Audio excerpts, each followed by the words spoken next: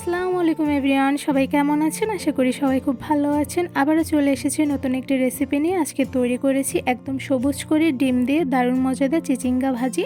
এই চিচিঙ্গা ভাজিটা একদম সবুজ করে আর মজাদার করে কিভাবে তৈরি করেছি সেই রেসিপিটি আজকে আপনাদের সঙ্গে শেয়ার করব। তো চলুন চিচিঙ্গা ভাজির রেসিপিটি দেখে নিই। চিচিঙ্গা ভাজি করার জন্য ফার্স্টে আমি এখানে কিছু চিচিঙ্গা নিয়ে নিয়েছি। আপনারা আপনাদের পরিমাণ অনুযায়ী ভাজি যতটুকু করবেন ঠিক সেই পরিমাণে চিচিঙ্গা নিয়ে নেবেন। এবারে চিচিঙ্গাগুলো আমি ক্লিন করে নেব। তো এরপর যে একটি চামচের সাহায্যে চিচিঙ্গার উপরের খোসাগুলো আমি ফেলে দিচ্ছি। আপনারা চাইলে কিন্তু এই ক্ষেত্রে চামচের পরিবর্তে বটি ইউজ করতে পারেন, বাট চামচ দিয়ে কিন্তু অনায়াসে খুব সুন্দরভাবে চিচিঙ্গাগুলো ক্লিন করা যায়। তো এরপর যে আমি ভালোভাবে ক্লিন করে নিচ্ছি। এই তো চিচিঙ্গাগুলো থেকে কিন্তু আমি খোসাগুলো ছাড়িয়ে নিয়েছি। এবার সেম প্রসেসে সবগুলো চিচিঙ্গা থেকে খোসা ছাড়িয়ে আমি ভালোভাবে ধুয়ে ক্লিন করে নিব। এই তো সবগুলো ক্লিন করে নিয়েছি। এবার কাটার জন্য একটি বডি ইউজ করতেছি। আপনার চাইলে কিন্তু এখানে ছুরি ইউজ করতে পারেন। তো এরপরে যে আমি একদম পাতলা করে চিচিঙ্গাগুলো কেটে নিব।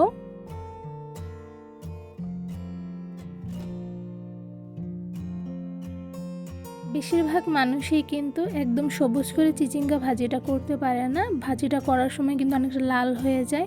তো এই ক্ষেত্রে একদম সবুজ করে কিভাবে চিচিঙ্গা ভাজিটি করা যায় সেই টিপসটাই কিন্তু আপনাদের আমি সামনে বলে দিব।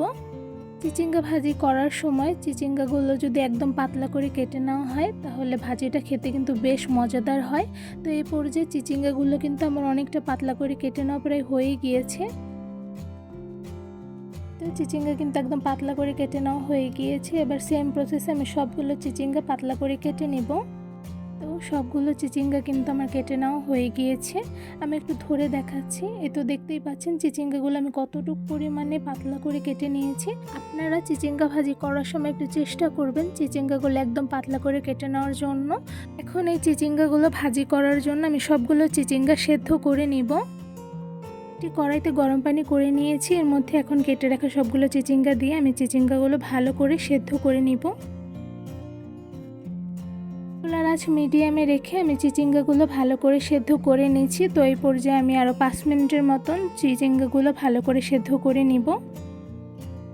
চিচিঙ্গাগুলো সেদ্ধ করার জন্য একটি চুলায় রেখে অন্য একটি চুলায় আমি চিচিঙ্গা ভাজি করার জন্য কড়াইতে দিয়ে দিলাম পরিমাণ অনুযায়ী তেল, সাথে দিয়ে দিচ্ছি পেঁয়াজ কুচি আর দিয়ে দিচ্ছি গোটা কাঁচামরিচ। এবার ভালোভাবে নেড়ে আমি পেঁয়াজগুলো হালকা ব্রাউন কালার করে ভেজে নিব।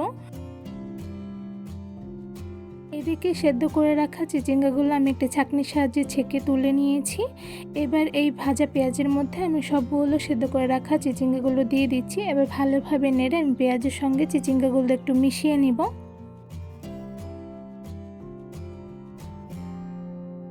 তো চিচিঙ্গার সঙ্গে পেঁয়াজগুলো কিন্তু আমি ভালোভাবে নেড়ে মিশিয়ে নিয়েছি। তো এই পর্যায়ে চুলার আঁচ মিডিয়ামে রেখে আমি চিচিঙ্গাগুলো রান্না করে নেব। এবার চিচিঙ্গার মধ্যে দিয়ে দিচ্ছি 1 টেবিল চামচ লবণ। আপনারা আপনাদের স্বাদ অনুযায়ী লবণ দিয়ে দিবেন। এবার ভালোভাবে নেড়ে চিচিঙ্গার সঙ্গে লবণগুলো আমি নেড়ে মিশিয়ে নিব। চিচিঙ্গা ভাজি একদম সবুজ করে রান্না করে নেওয়ার জন্য ফার্স্টে যদি চিচিঙ্গাগুলো খুব সুন্দরভাবে সেদ্ধ করে নেওয়া হয় তাহলে কিন্তু ভাজিটা একদম সবুজ হবে, কোনো প্রকার লাল হবে না। তো এই পর্যায়ে কিন্তু চিচিঙ্গাগুলো অনেকটাই রান্না হয়ে গিয়েছে। এই পর্যায়ে দিয়ে দিচ্ছি একটি ডিম। এবার চিচিঙ্গা ভাজিগুলো ডিমের উপর একটু তুলে নিচ্ছি যাতে ডিমটা ভালোভাবে সেদ্ধ হয়ে যায়। এই তো ডিমটা অনেকটা সেদ্ধ হয়ে গিয়েছে। তো এই পর্যায়ে আমি ভালোভাবে নেড়ে ভাজির সঙ্গে ডিমটা মিশিয়ে নিব। তো মিশিয়ে নেওয়া হয়ে গিয়েছে। এবার চুলার আঁচ মিডিয়ামে রেখে আমি ভাজিগুলো রান্না করে নিব।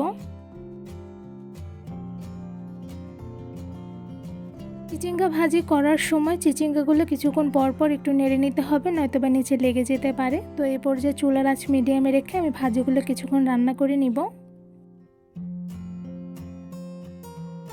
ফার্স্টে যেহেতু চিচিঙ্গাগুলো আমি ভালো করে সেদ্ধ করে নিয়েছি তাই চিচিঙ্গা ভাজি রান্না করতে কিন্তু আমার খুব বেশি একটা সময় লাগেনি। 10 মিনিটের মতন আমি রান্না করে নিয়েছি। দেখতেই পাচ্ছেন চিচিঙ্গা ভাজিগুলো কিন্তু প্রপারভাবে রান্না হয়ে গিয়েছে। সো এই পর্যায়ে চিচিঙ্গা ভাজিগুলো আর কিছুক্ষণ পরে একটি পাত্রে বেড়ে নিব। এই তো একদম সবুজ করে রান্না করে ফেলেছি দারুণ মজাদার চিচিঙ্গা ভাজি। চিচিঙ্গা ভাজি সবুজ করে রান্না করার টিপস তো আপনারা আমার ফুল ভিডিও দেখে বুঝতেই পেরেছেন অ্যাকচুয়ালি কীভাবে রান্না করতে হবে। আর এই মজাদার চিচিঙ্গা ভাজির রেসিপিটি তৈরি করা যেমন সহজ, খেতে কিন্তু অসাধারণ মজাদার। চিচিঙ্গা ভাজির রেসিপিটি কেমন লেগেছে অবশ্যই কমেন্ট করে জানাবেন। চিচিঙ্গা ভাজির রেসিপিটি ভালো লেগে থাকলে আমার চ্যানেলটি সাবস্ক্রাইব করে ভিডিওতে বেশি বেশি লাইক কমেন্ট শেয়ার করে আমার পাশেই থাকবেন। আজকে এখানেই বিদায় নিচ্ছি। দেখা হবে অন্য কোনো ভিডিওর মাধ্যমে। সবাই সুস্থ থাকবেন, ভালো থাকবেন। আল্লাহ হাফেজ।